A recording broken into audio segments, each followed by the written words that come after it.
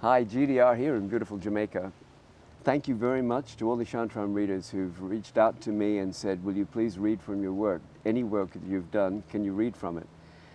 I have taken some time from the studio to read from some of the work and from some of the books for you guys. I actually like to hear other people reading my work. I like it very much and I prefer it to my own voice. But you've asked for that, so here it goes. I'm going to start with a little piece from Shantaram. I had a lot of people ask me, what kind of paragraph would you pull out to read? There are a number of them, pick out or pull out. There are a number of paragraphs that, for me, when I wrote them, really resonated very deeply. One of them was this particular one, and I think what you'll see here in this little paragraph is that sometimes a writer who's a narrator, an author who's a narrator, will be talking about themselves obliquely. And in this paragraph, I'm really referring to myself, and I think you'll see that. So here we go.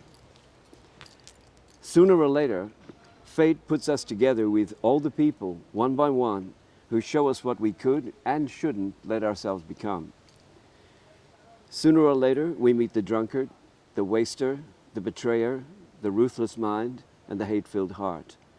But fate loads the dice, of course, because we usually find ourselves loving or pitying almost all of those people.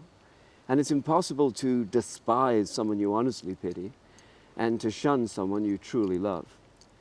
I sat beside Khalid in the darkness as the taxi took us to the business of crime.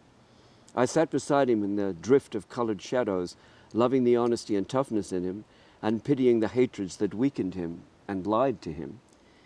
And his face, reflected sometimes in the night that filled the window, was as drenched in destiny and as radiant as the faces found in paintings of doomed and haloed saints. So just for you guys who asked me to read that, then a little note about this. What I'm doing this, it's the end paragraph of a chapter. I'm going to turn over and get into a new section. I want that to finish in a way that it seems fulfilling to the reader, that they feel it's worth it that they got to the end of that chapter, they kept reading and so on, that they get a little reward at the end of it. So I want to round out a chapter.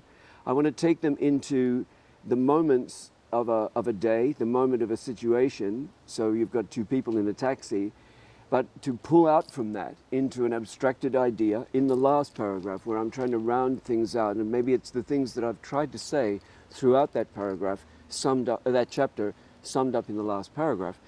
So I'll take them out of that, and then I'll pull them straight back into it with a reference that's immediate. It's his face reflected in the window of the taxi as we're going along with the streaming lights going past of the street at night.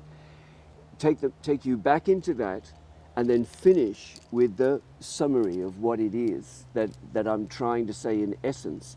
So there's an introduction, then a pull out to a big perspective, then a push back to a detail, one detail that takes them back, you, the readers, back into that, and then sum it up in some way, which at the end we have doomed and haloed saints.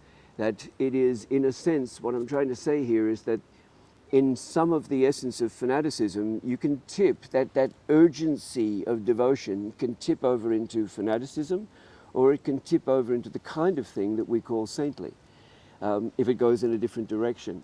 And so I'm trying to sum that up in this, which is really something that this chapter was all about.